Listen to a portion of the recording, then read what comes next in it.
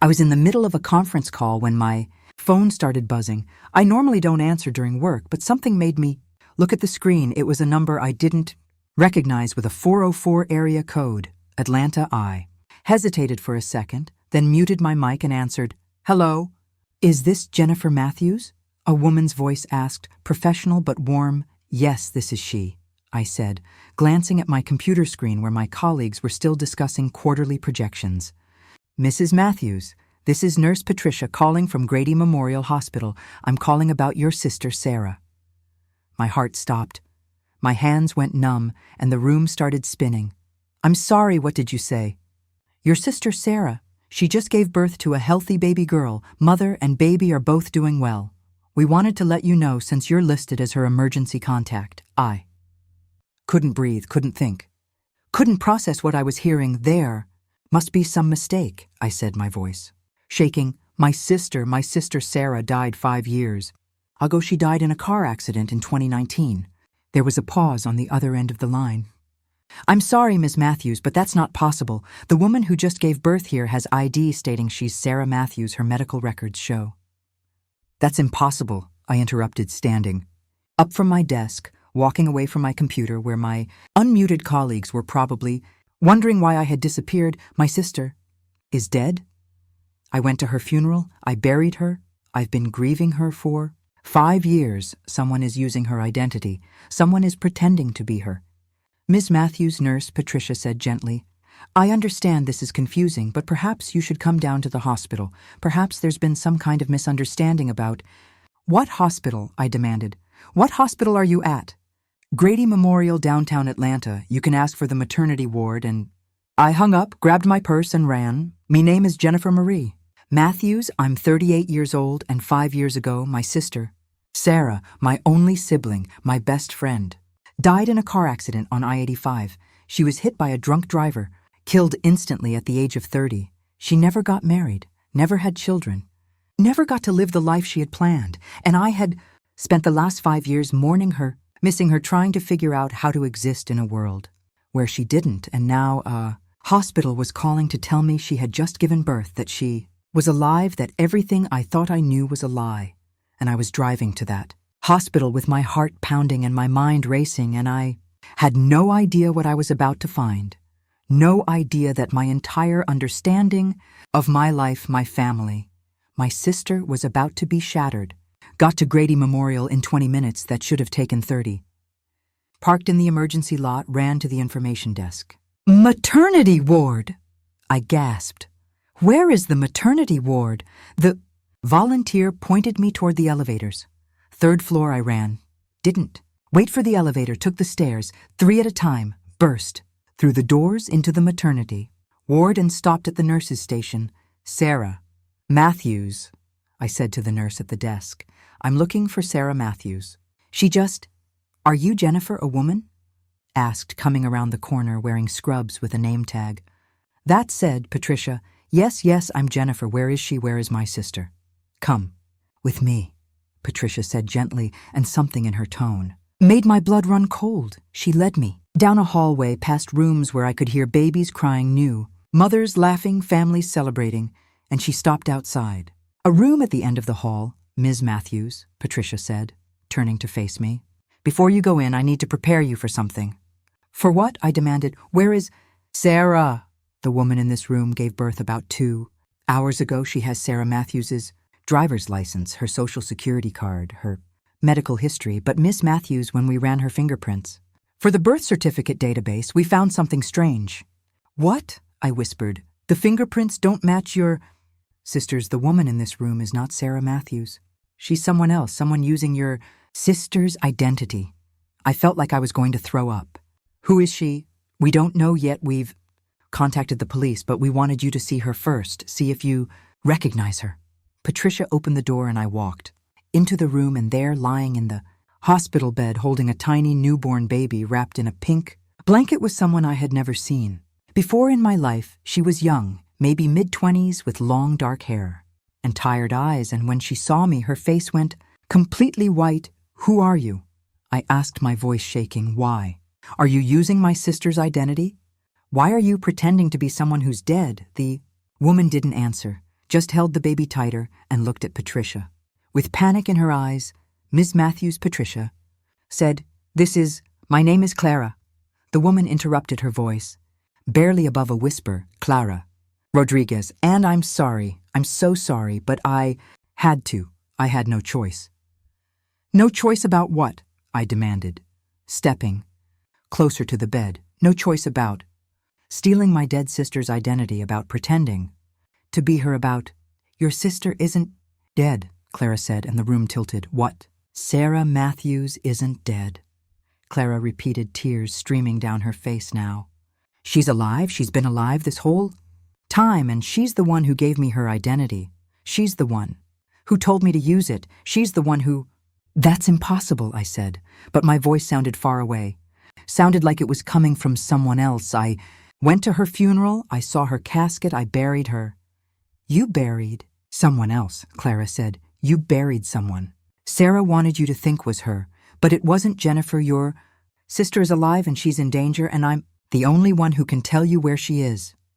I sat down heavily, in the chair beside the bed, feeling like the entire world had shifted, like gravity had reversed, like nothing made sense anymore. "Where is she?" I whispered. "Where is my sister?" "I'll tell you," Clara said. "I'll tell you everything, but first you need to understand. Why Sarah did what she did, you need to understand. What she was running from. And over the next 2 hours sitting in that hospital room while Clara nursed her newborn baby, while Patricia and eventually 2 police detectives listened, Clara told me a story that seemed impossible, that sounded like something from a movie, but that I knew in my gut was true.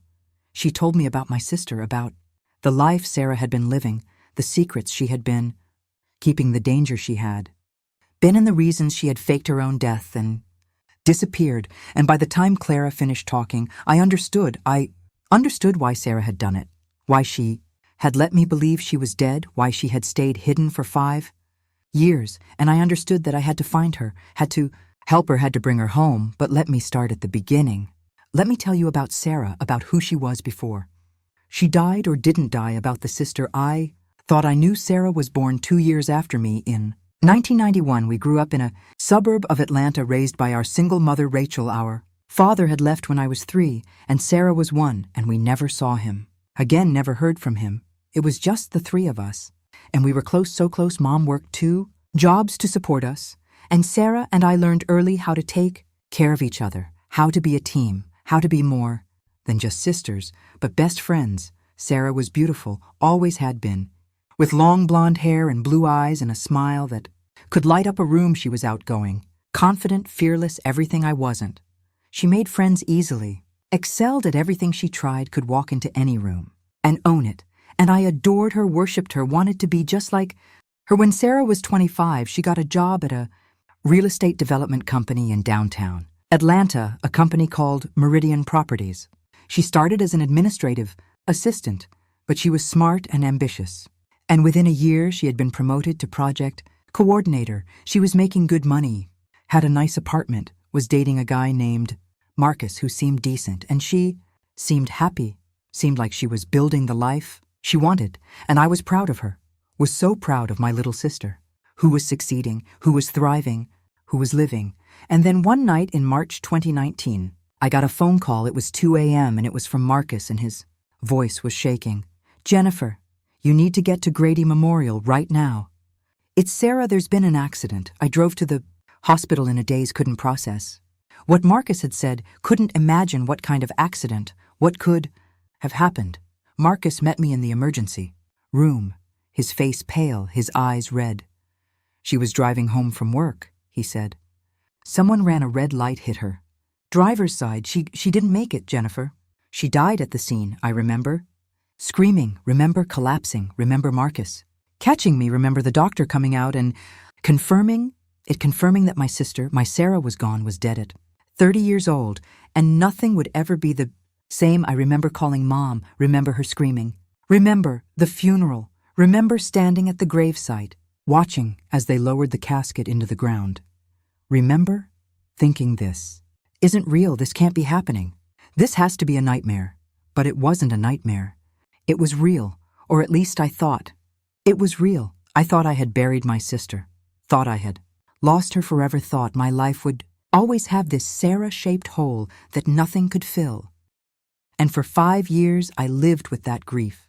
With that loss, I threw myself into work, became a marketing director at a tech company in Atlanta, worked 60-hour weeks because work was easier than feeling Mom fell apart, completely had to retire early, spent her days in Sarah's old apartment that she couldn't bring herself to clean out, couldn't bear to pack up. Marcus moved away, moved to California, said he couldn't stay in Atlanta, couldn't be reminded of Sarah everywhere he looked. And I understood. Because I felt the same way. But I stayed, because leaving felt like abandoning her, like admitting she was really gone. And I wasn't ready to do that, wasn't ready to let go. So I stayed, and I grieved, and I tried to figure out how to live without. My sister and I never imagined, never for a single second imagined that she was alive, that she had been alive this whole time, that the grief I had been carrying was based on a lie. And now sitting in this hospital room 5 years later, listening to a stranger tell me my sister was alive, I felt everything I had felt that night in 2019, shock, denial, anger, grief, but also something new, something that hadn't been there before. Hope that maybe, just maybe I could get my sister back. Tell me everything, I said to Clara. Tell me where Sarah is. Tell me why she did this. Tell me all of it. And Clara took a deep breath, looked down at her sleeping baby, and began to talk. I met Sarah 3 years ago. Clara said, I was working as a waitress at a diner in Athens, Georgia, barely making enough to survive.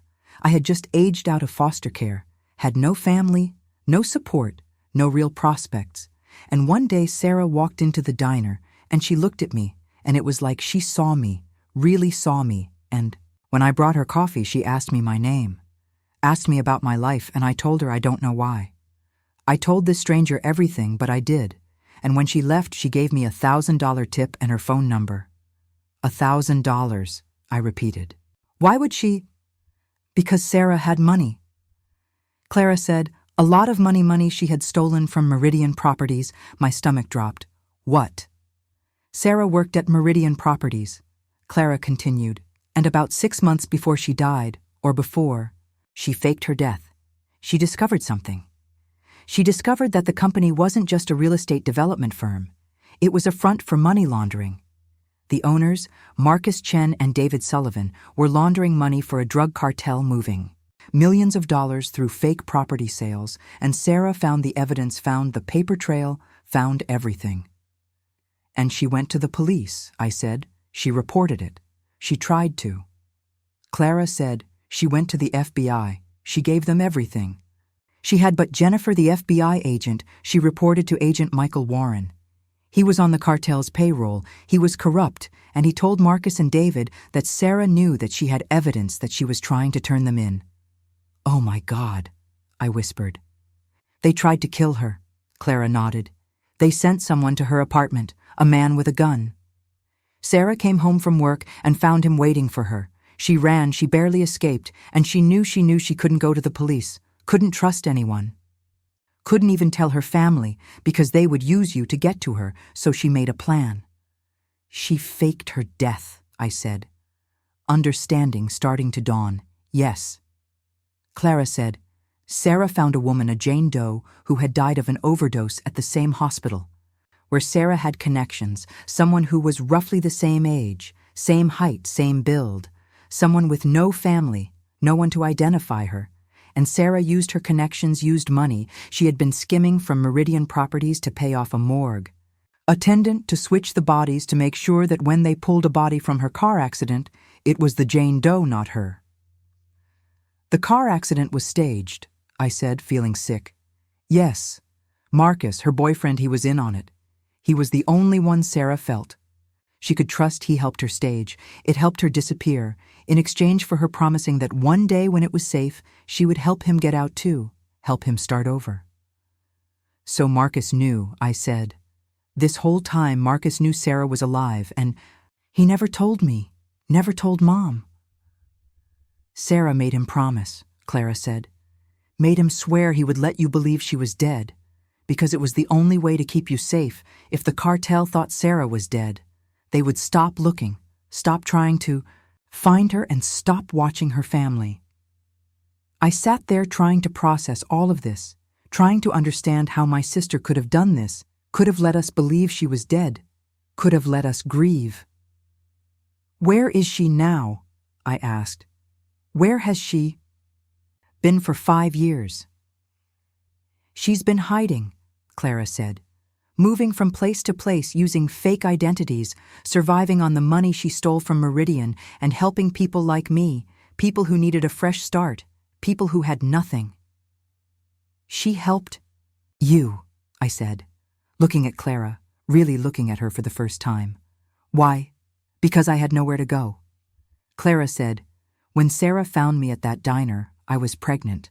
I had just found out, and I was terrified. I had no money, no home, no way to take care of a baby, and Sarah, she told me her story, told me what she had done, and she offered me a chance.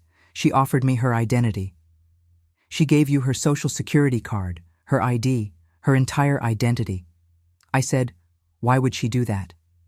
"Because she didn't need it anymore." Clara said, "She had been living under a different name, Maria Santos, for 2 years by then, and she had built up that identity, had documents, had a job, had a life, and she wanted to help me, wanted to give me the chance to have what she couldn't, a normal life, a fresh start. And she told me that if I ever needed anything, if I ever got in trouble, I should contact you, that you were good and kind, and that you would help me." "But why did you come to Atlanta?" I asked. "Why did you use Sarah's identity to give birth here, knowing it would alert someone?" "Because something happened," Clara said, and her voice dropped to a whisper. "Something bad. Maria Sarah, she's in trouble, Jennifer.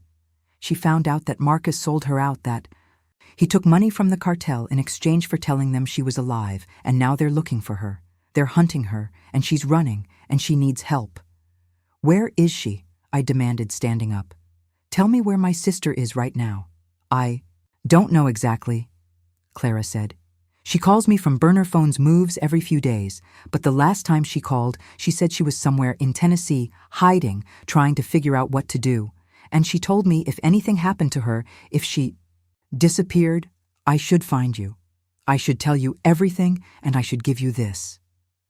Clara reached into the bag beside her hospital bed and pulled out a small USB drive. "Sarah said this has everything on it, all the evidence she collected about Meridian Properties, about the money laundering, about Agent Warren being corrupt, about Marcus's betrayal, everything, and she said you would know what to do with it." I took the USB drive, my hands shaking. "She wants me to finish what she started. She wants you to help her come home," Clara said. "She wants you to help her end this, so she can stop running, so she can finally be Sarah Matthews again, so she can come back to you and your mom."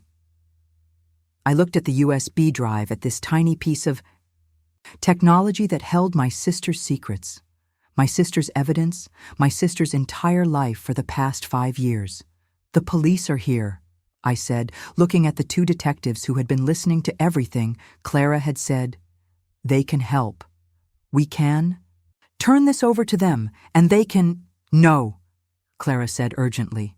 "Sarah said you can't trust the police. She said Agent Warren has connections everywhere, and if you go to the wrong person, they'll bury the evidence and they'll kill Sarah. You have to be careful, Jennifer. You have to be smart about this." The detective, a woman named Thompson, stepped forward. "Ms. Matthews, we'll need to take that USB drive. It's evidence in a federal case." "No," I said, surprising myself, surprising everyone. "Not?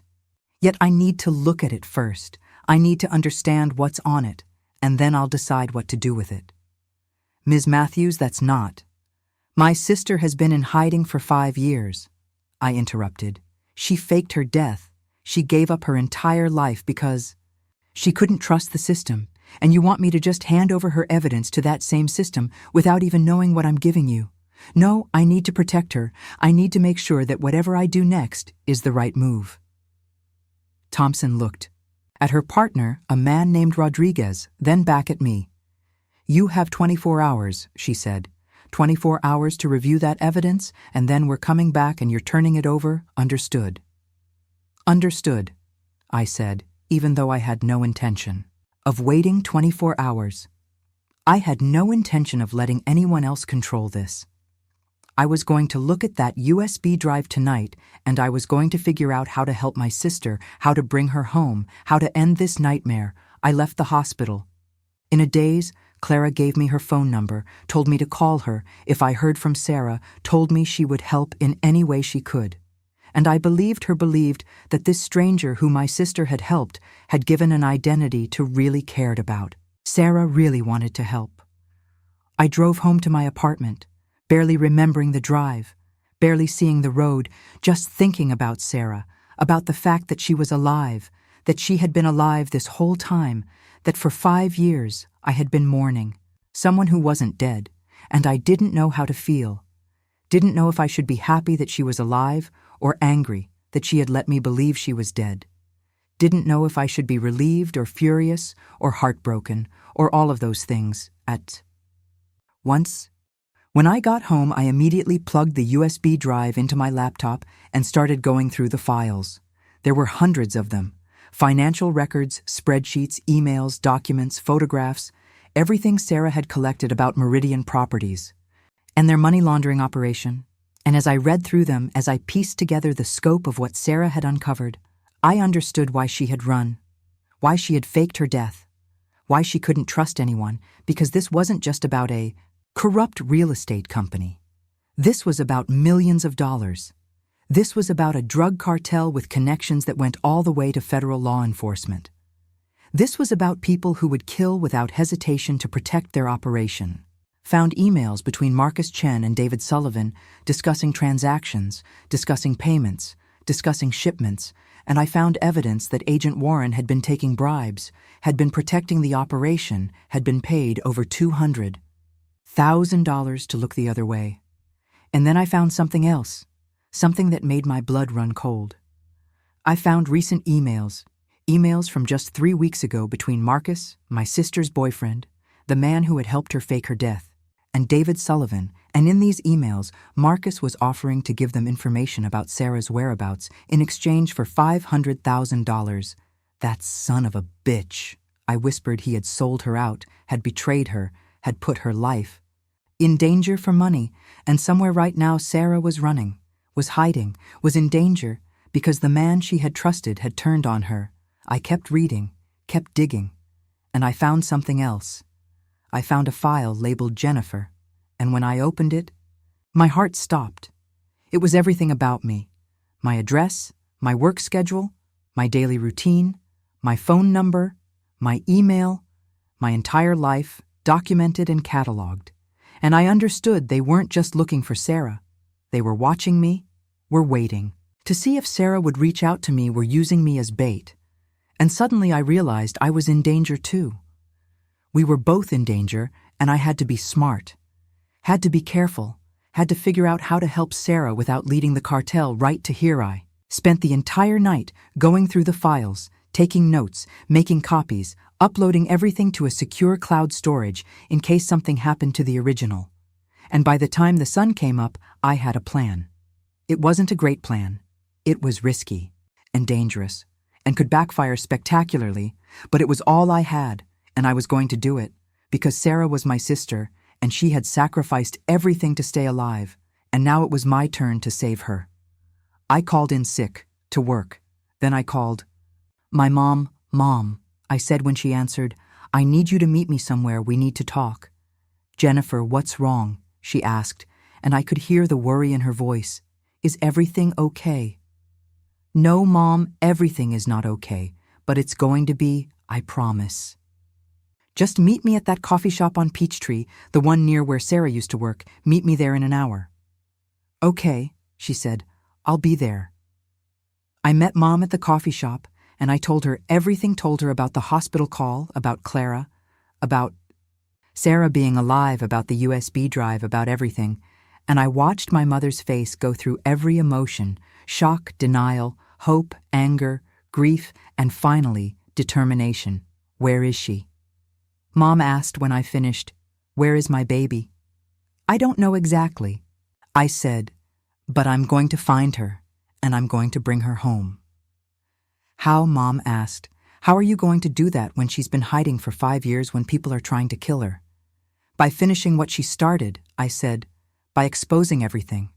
By making sure the evidence gets into the right hands. By making it so the people hunting her have bigger problems to worry about than one woman who knows their secrets. I spent the next week working on my plan. I contacted an investigative journalist. At the Atlanta Journal-Constitution, a woman named Rebecca Torres, who had a reputation for taking on powerful people, for exposing corruption, for not backing down even when threatened. I sent her anonymously some of the evidence from Sarah's USB drive, not everything, but enough to get her interested enough to make her start asking questions. And she did. She started investigating, started making calls, started writing articles about Meridian Properties, about suspicious real estate transactions, about possible money laundering, and as her articles started getting published, I watched as Meridian Properties started getting attention, started getting investigated, and I watched as the people who had been hunting Sarah started having to worry about themselves, started having to protect their own operation instead of hunting for one woman. And then I got a call. It was from a number I didn't recognize. Jennifer, a voice said, and I knew that voice knew it, even though I hadn't heard it in 5 years. Sarah. I whispered, tears streaming down my face. Oh my God, Sarah, is it really you? It's really me, she said, and she was crying too. Jennifer, I'm so sorry for everything, for letting you think I was dead, for putting you through that. I'm so sorry. Where are you? I asked. Are you safe? Are you okay? I'm okay, she said. I'm in Nashville. I've been following the news. I've been seeing the articles about Meridian and Jennifer. Thank you. Thank you for doing this, for helping me, for not giving up. I could never give up on you, I said. You're my sister Sarah, you're my family, and I'm going to bring you home, I promise, Jennifer. There's something you need to know, Sarah said. Agent Warren, he knows about the articles. He knows someone has the evidence, and he's desperate, he's dangerous, and he's coming for you. He's going to try to get to me through you. Let him come. I said, I'm ready for him. And I had been preparing for this, had been expecting. It had made copies of all the evidence, had sent them to multiple people, had made sure that if anything happened to me, the evidence would still get out, would still be used, would still bring down everyone involved. Sarah, I need you to stay where you are, I said. Stay hidden, stay safe, and I'm going to end this. I'm going to make it safe for you to come home. How? Sarah asked. What are you going to do?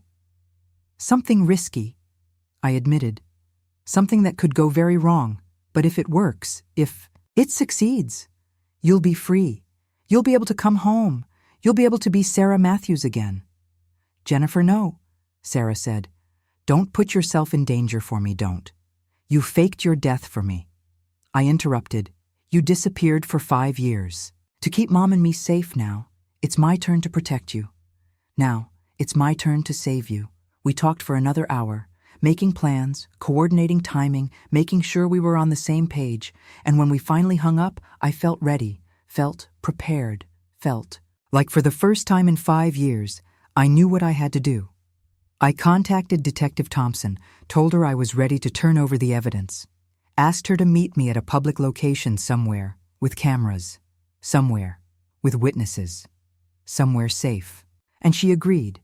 She said she would meet me the next day at noon at Centennial Olympic Park with her partner and with a federal prosecutor, someone who could grant Sarah immunity, someone who could protect her. And I said yes. I said I would be there. But I didn't tell her that I would also be making sure that if anything went wrong, if Agent Warren or anyone else tried to stop this, the evidence would automatically be released to every news outlet in the country. I had set up a dead man's switch, a system where if I didn't check in every 12 hours, the files would automatically upload and everyone would see everything. The next day, I went to Centennial Olympic Park with the USB drive in my pocket, with my phone recording everything, with every piece of insurance I could think of. And I waited. Thompson and Rodriguez were already there, standing near the fountain, and with them was a woman in a suit who introduced herself as Assistant U.S. Attorney Michelle Park, Ms. Matthews. Park said, "Detective Thompson tells me you have evidence of a significant federal crime." "I do," I said. "Evidence of money laundering, corruption, federal agents on the take, all of it, and I'll give it to you.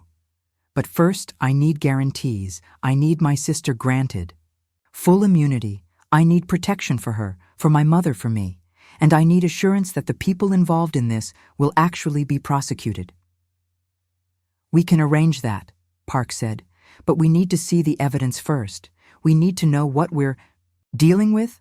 I pulled out the USB drive, held it up so she could see it. "This has everything." I said, "Financial records, emails, documentation of payments made to Agent Michael Warren of the FBI, evidence of drug cartel activity.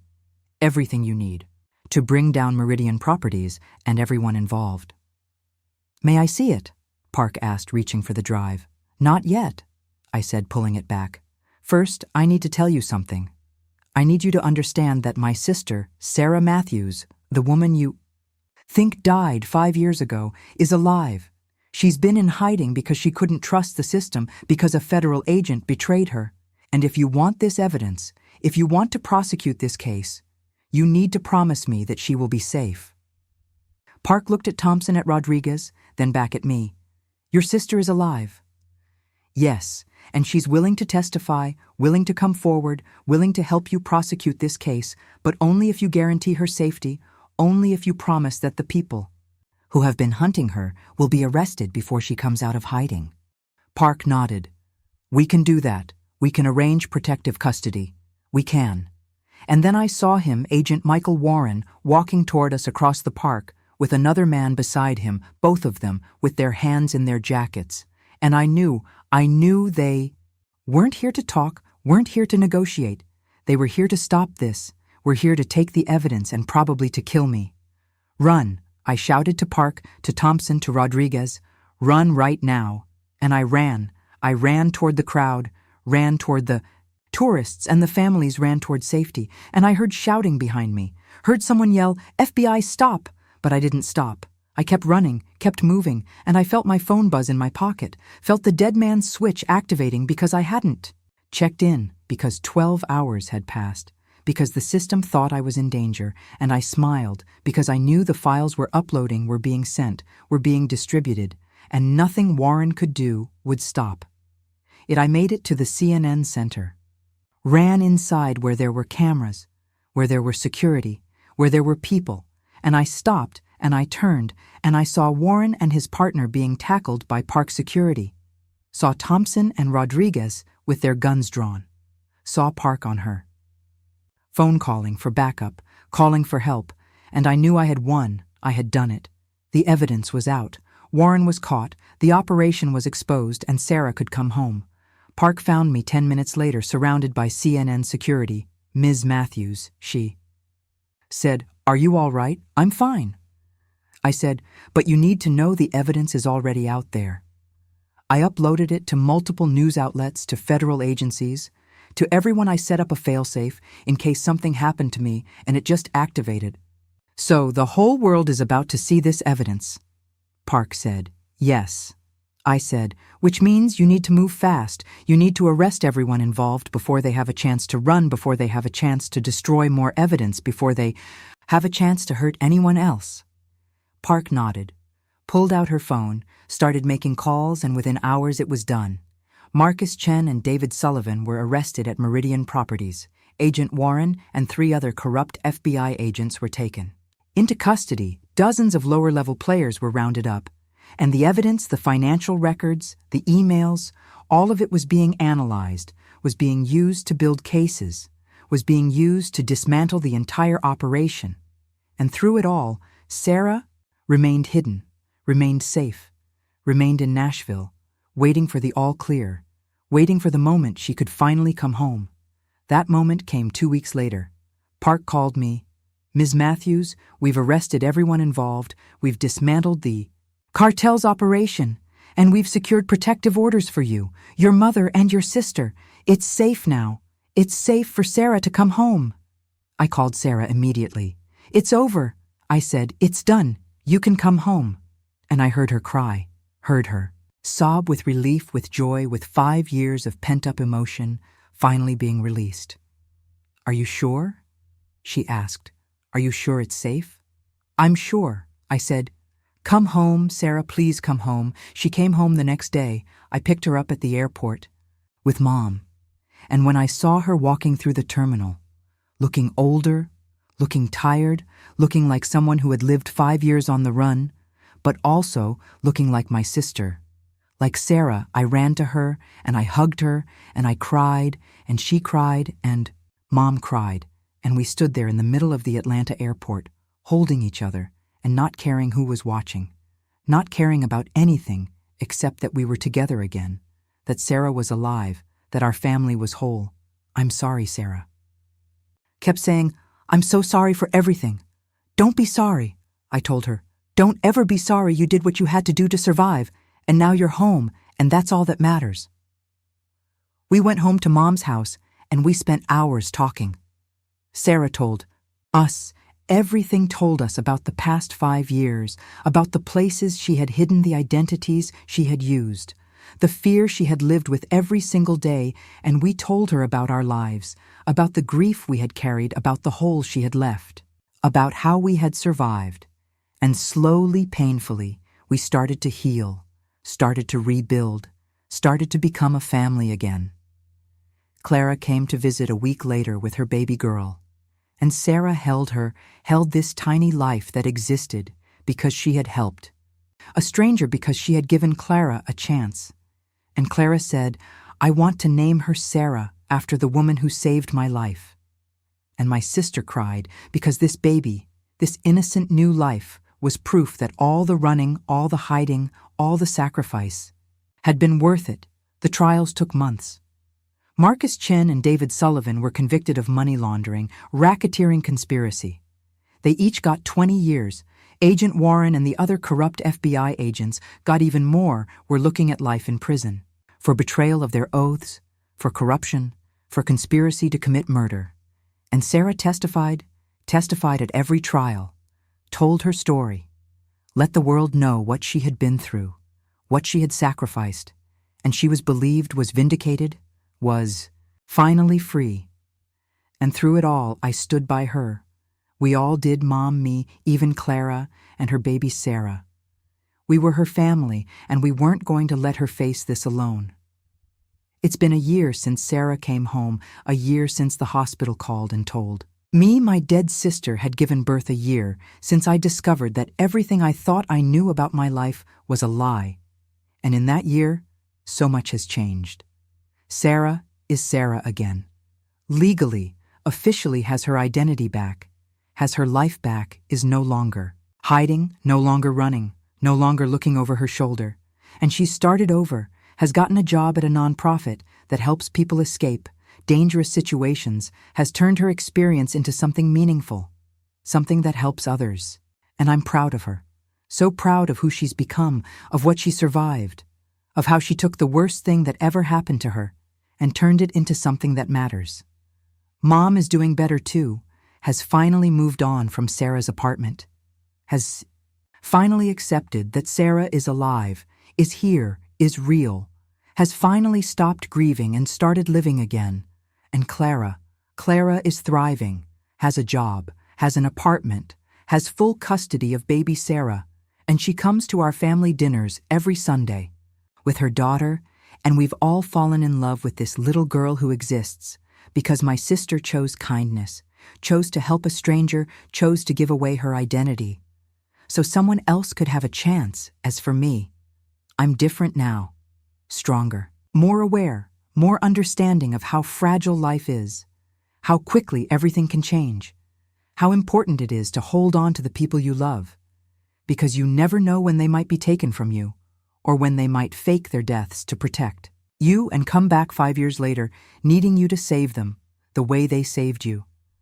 I look at Sarah, sometimes look at my sister who I buried, who I mourned, who I thought I would never see again, and I think about how close we came to losing her. For real, how close the cartel came to finding her, how close Agent Warren came to silencing her.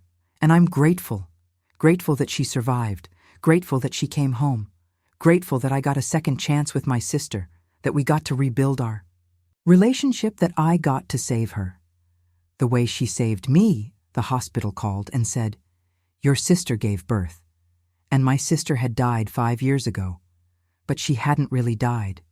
She had just been hiding, had just been surviving, had just been waiting for the moment she could come home, and now she's here, now she's safe, now she's Sarah Matthews again, and our family is whole, and every day I wake up and I'm grateful, grateful for second chances, grateful for sisters who are brave enough to fake their deaths to protect their families, grateful for the phone call that started all of this. The phone call that seemed impossible, that seemed like a mistake. But that ended up being the beginning of getting my sister back. So if you're watching this, and you've lost someone you love, someone who died too soon, someone you never got to say goodbye to, I want you to know that grief is complicated, that loss is hard, that there's no right way to mourn. But I also want you to know that sometimes miracles happen. Sometimes people come back. Sometimes you get a second chance. And if you do, if you get that gift of more time, more moments, more chances to say, "I love you," don't waste it. Don't take it for granted. Cherish every second. Because not everyone gets that kind of miracle. Not everyone gets their sister back from the dead. And if you're watching this and you're in danger, if you're running, if you're hiding, if you've had to give up everything to stay alive, I want you to know that there are people who will help. There are people who will fight for you. There are people who will risk everything to bring you home. You just have to trust them. You just have to reach out. You just have to believe that you deserve to be saved. Because you do. Everyone deserves to be safe, to be free, to be themselves, to come home. My sister died 5 years ago, except she didn't. And that phone call from the hospital changed everything. Changed my understanding of loss. Changed my relationship with grief. Changed my entire life. And I'm grateful. Grateful for Clara for using Sarah's identity, grateful for the hospital for calling me. Grateful for the chance to save my sister, to bring her home, to have our family back together. The phone call seemed impossible, but it was real, and it led me to my sister. And sometimes, that's how miracles work. They start with something that seems wrong, something that seems impossible, something that makes no sense. And then they unravel into the truth, into hope, into getting back what you thought was lost forever. Sarah lives 10 minutes from me now, in a small apartment downtown, and we have lunch every Wednesday without fail, no matter what. No matter how busy we are, no matter what's happening in our lives. Wednesday. Lunch is sacred, is non-negotiable, is our time to be sisters, to talk to, laugh, to make up for the 5 years we lost, and sometimes we don't even talk about anything important. We just sit there eating sandwiches and being together, and that's enough. That's everything, because for 5 years I thought I would never have this, would never see her face, or hear her voice, or hug her again. And now I can do all of those things, and I don't take a single moment for granted. Mom hosts Sunday dinners now at her house, and Sarah comes, and Clara comes with baby Sarah.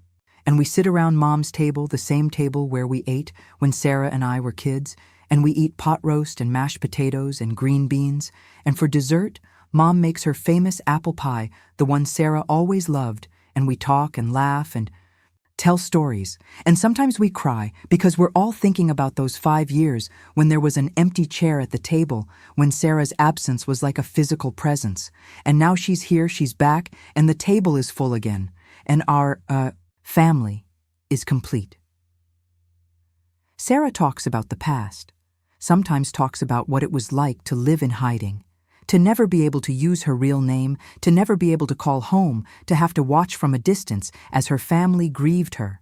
The hardest part, she told me once, wasn't the running or the hiding or even the fear. It was knowing that you and Mom thought I was dead, knowing you were grieving and I couldn't tell you I was alive, couldn't comfort you, couldn't let you know I was okay. I wanted to call you so many times, wanted to reach out, wanted to let you know. But I knew if I did, if I made contact, they would find you, would use you to get to me. and I couldn't risk that I loved you too much to put you in danger. I understand why you did it. I told her. I do. I understand that you were protecting us. But Sarah, those 5 years, they changed me, changed Mom. We spent so much time missing you, mourning you, wondering what we could have done differently. I know, Sarah said, tears in her eyes. And I'm sorry. I'm so sorry for that pain I caused you. I would take it back if I could, would find another way. But Jennifer, I didn't see another option. I didn't know how else to keep you safe. I know, I said, and I forgive you. I forgave you the moment I saw you at the airport. But Sarah, promise me something. Promise me, if you're ever in trouble again, if you ever need help, you'll come to me. You'll let me help you. You won't face it alone. I promise. Sarah said, I will. Never shut you out again. Marcus. Her ex-boyfriend tried to reach out from prison, sent Sarah a letter apologizing, begging for forgiveness, saying he had made a mistake, saying he had been scared, saying the cartel had threatened him, saying he had no choice. Sarah read the letter once, then burned it. He had a choice, she told me. He chose money over my life. He chose to betray me. He chose to put me in danger, and I will never forgive him for that. Good, I said. He doesn't deserve your forgiveness. And Sarah nodded, and we never spoke about Marcus again, because he wasn't worth our time, wasn't worth our energy, wasn't worth a single moment of the new life Sarah was building. The media attention was intense for a while. Everyone wanted to interview. Sarah wanted to hear her story, wanted to know what it was like to fake your own death, to live in hiding for 5 years. Sarah did a few interviews, chose carefully the ones she agreed to, wanting to control her narrative, wanting to make sure her story was told. Right? And in those interviews, she talked about corruption, about the failure of law enforcement to protect witnesses, about the desperate measures people have to take when the system fails them, and people listened, people cared, and slowly things started to change. The FBI instituted new protocols for witness protection. There were congressional hearings about corruption in federal law enforcement. And Sarah's story, her sacrifice, became a catalyst for reform, became proof that one person speaking up could make a difference. And then there was baby Sarah Clara's daughter, who is now a year old, who has Sarah's smile, who lights up when my sister walks into the room, who calls her Aunt Sasa because she can't quite say Sarah. Yet, and my sister loves this child, loves her with a fierceness that takes my breath away. Because baby Sarah represents hope, represents the fact that out of something terrible, something beautiful can emerge. Clara tells me sometimes that she doesn't know what would have happened to her if Sarah hadn't walked into that diner, hadn't given her a chance, hadn't given her an identity and a future. I would probably be dead, Clara says, or homeless, or trapped in an abusive relationship, or any number of terrible things. But instead, I have a daughter, I have a home, I have a life, and it's all because your sister saw me, saw my worth, saw my potential, and gave me a chance when no one else would. That's who Sarah is, I tell her. That's who she's always been, someone who sees people, who helps, who gives without expecting anything in return. And it's true. It's always been true. Even when we were kids, Sarah was the one who befriended the lonely kid at school, who stood up to bullies, who shared her lunch with kids who had nothing. She had this enormous heart, this capacity for compassion and kindness. And it almost got her killed, but it also saved Clara, saved baby Sarah, saved me in a way, because it gave me hope, gave me proof that good people exist, that kindness matters, that one person can make a difference. I think about fate. Sometimes think about the chain of events that led to that phone call from the hospital.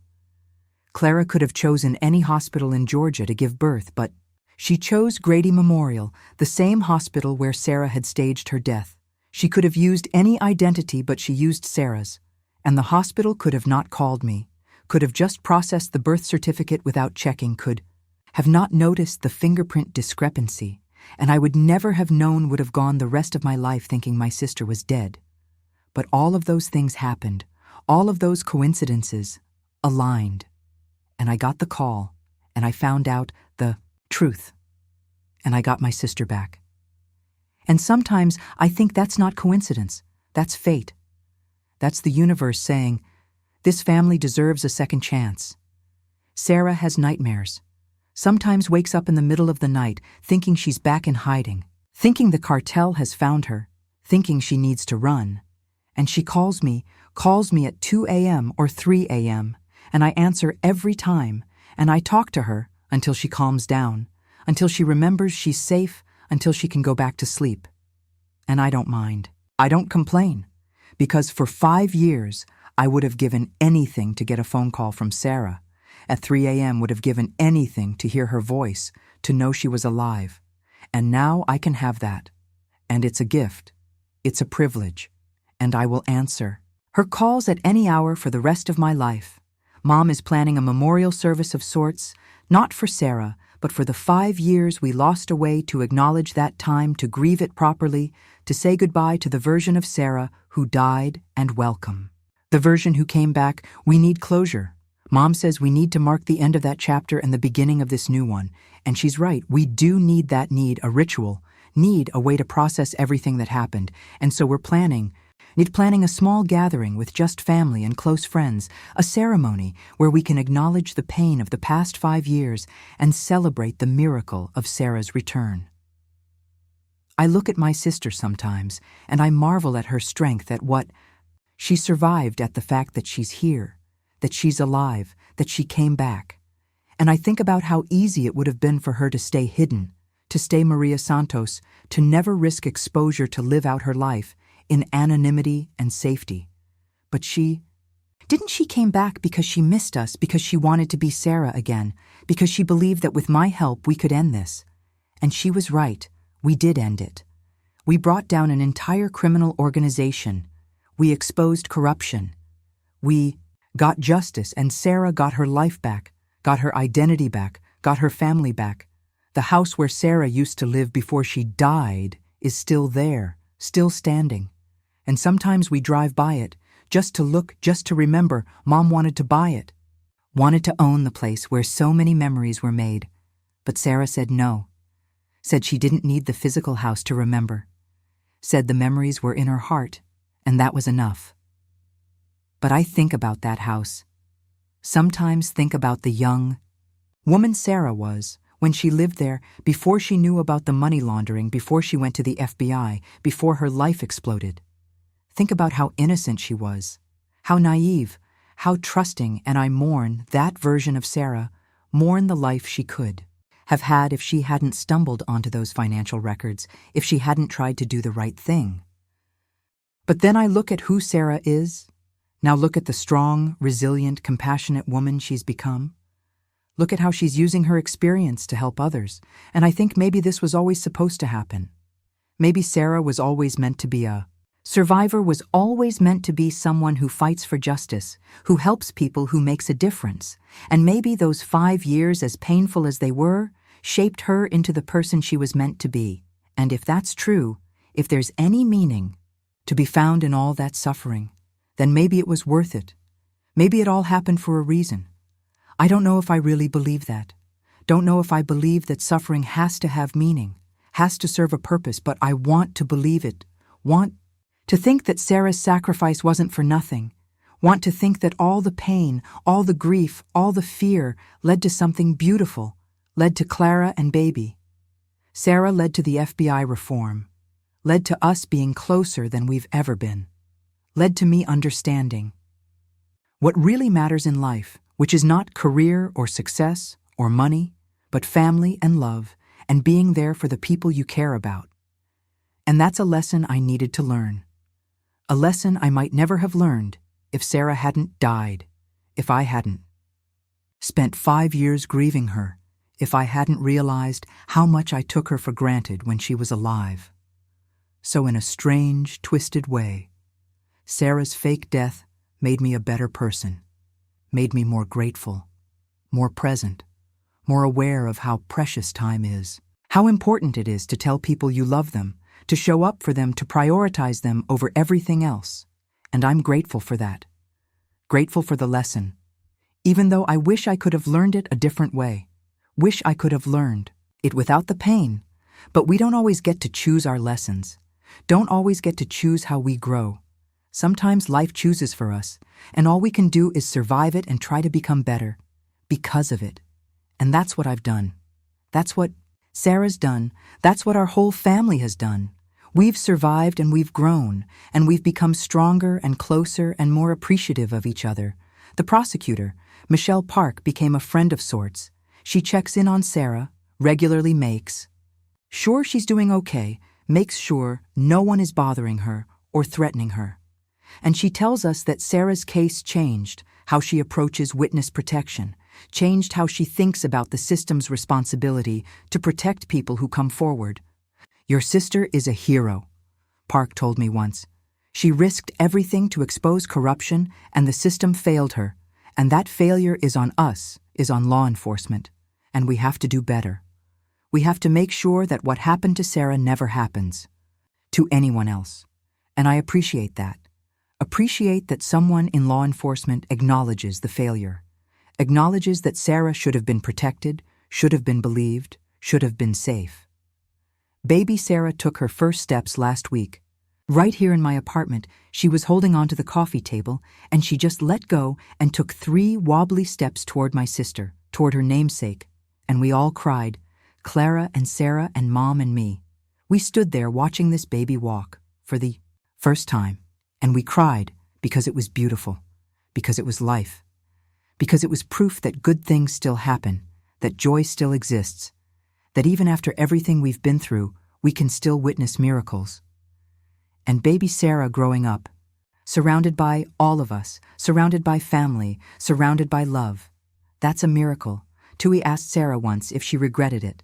Regretted going to the FBI, regretted trying to do the right thing, regretted the 5 years she lost, and she thought about it for a long time before answering, I regret that I couldn't trust the system.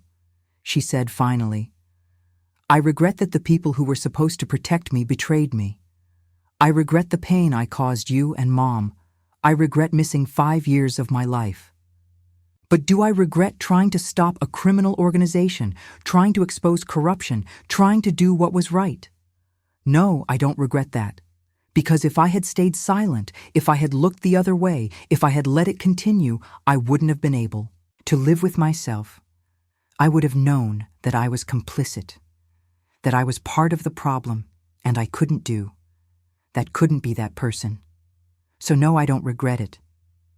Even though it cost me everything, I would do it again. And that's who my sister is. That's the kind of person she's always been. Someone with integrity, someone with principles, someone who does the right thing even when it's hard, even when it costs her everything, even when it would be easier to look away. And I'm proud of her. So, incredibly proud, and I tell her that. Tell her all the time because I never want her to doubt it. Never want her to wonder if I think she made the right choice. Because I do. I think she's brave and strong and amazing, and I'm honored to be her sister. The nightmares are getting less frequent. Sarah tells me she doesn't wake up in a panic, as often doesn't spend her days looking over her shoulder, doesn't flinch at loud noises or unexpected visitors, and I can see her relaxing, see her settling into this new life, see her becoming comfortable being Sarah Matthews again. And it's beautiful to watch, to see her transform from someone who was constantly on guard, constantly ready to run, to someone who can relax, who can trust, who can just be. And I think about how exhausting those 5 years must have been, how draining to always be alert, to always be afraid, to always be waiting for something bad to happen. And I'm so glad she doesn't have to live that way anymore, so glad she can finally breathe. We're planning a trip together, Sarah and Mom and me, just the 3 of us. To somewhere we've always wanted to go somewhere. Sarah couldn't go while she was in hiding. Sarah wants to go to Paris, wants to see the Eiffel Tower and the Louvre, and all the places she's only seen in pictures. And Mom and I agree, we're going to Paris.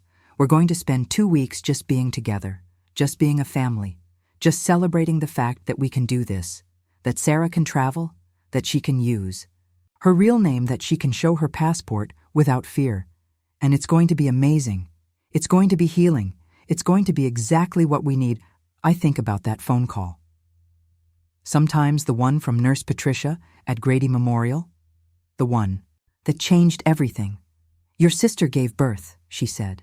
And my sister had been dead for 5 years, and in that moment, my entire world shifted, my entire understanding of reality fractured, and I could have dismissed it, could have said it was a mistake, could have hung up and gone back to my conference call and never known, never discovered that Sarah was alive. But I didn't. I answered the call. I went to the hospital. I listened to Clara. And because I did, because I was willing to believe in the impossible, I got my sister back. And that's the lesson. I think that's what I want people to understand, that sometimes miracles look like mistakes, sometimes hope looks like confusion. Sometimes the impossible is actually possible. You just have to be willing to believe. You just have to be willing to take that chance. You just have to be willing to follow that thread, even when it doesn't make sense. Even when everyone says you're crazy. Even when logic says it can't be true. Because sometimes logic is wrong. Sometimes the impossible happens.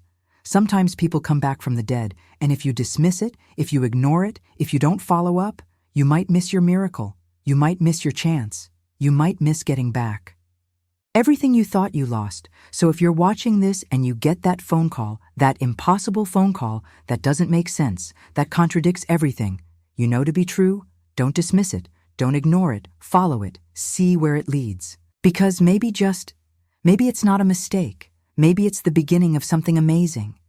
Maybe it's your chance to get back what you thought was lost forever, and you'll never know unless you answer, unless you investigate, unless you're willing to believe in the impossible. My sister died 5 years ago, except she didn't. And a phone call from a hospital telling me she gave birth brought her back to me. And I will be grateful for that phone call for the rest of my life. Grateful for Clara for using Sarah's identity. Grateful for Nurse Patricia for calling me. Grateful for every strange, impossible coincidence that led to that moment. Because without it, I would still think Sarah was dead, would still be grieving, would still have that hole in my heart. And now Sarah is here. Now we're family again. Now we're whole, and that's worth everything, worth all the confusion and the fear and the danger, worth every second of those terrifying weeks when I was trying to save her, worth all of it, because my sister is alive, and that's all that matters, that's everything. So thank you. Thank you to everyone who helped bring Sarah home. Thank you to Clara for trusting me. Thank you to Detective Thompson and Michelle Park for believing us. Thank you to Rebecca Torres for exposing the corruption. Thank you to everyone who played a part in this miracle, in this impossible story, in my sister coming back from the dead. And thank you to Sarah. Thank you for surviving. Thank you for fighting. Thank you for coming home. Thank you for being brave enough to fake your death to protect us and brave enough to come back when it was safe. Thank you for being my sister. Thank you for giving me a second chance to tell you I love you, to show you I appreciate you, to be the sister you deserve, and I promise I will never take you for granted. Again, I will never assume we have all the time in the world. I will cherish every moment because I know how precious they are. I know how quickly everything can change. I know how close I came to never seeing you again. The hospital called and said, "Your sister gave birth." And my sister had died 5 years ago, but she hadn't. And that phone call, that impossible, improbable, miraculous phone call, gave me back my sister. Gave me back my family, gave me back hope, and I will spend the rest of my life being grateful for it. Did this story leave you breathless? Have you ever gotten a phone call that changed everything? Have you ever discovered that something you thought was absolutely true was actually a lie? I want to hear your stories in the comments below, because these moments when reality shifts, when everything you thought you knew turns out to be wrong, are some of the most powerful experiences we can have. Have you ever had someone come back into your life that you thought was gone forever? Have you ever uncovered a secret that explained years of confusion? Share your experience, because someone watching this right now might be going through something similar, might have gotten their own impossible phone call, and your story could help them understand they're not alone.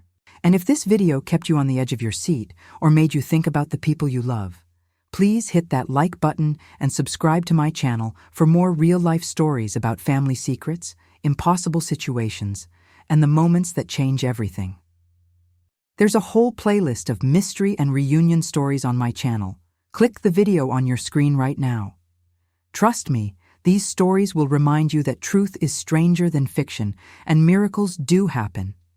See you in the comments, and remember, if you get that impossible phone call, that message that doesn't make sense, that piece of information that contradicts everything you know, don't dismiss it. Follow it. Investigate it. Because sometimes the impossible is actually true, and sometimes you get your miracle.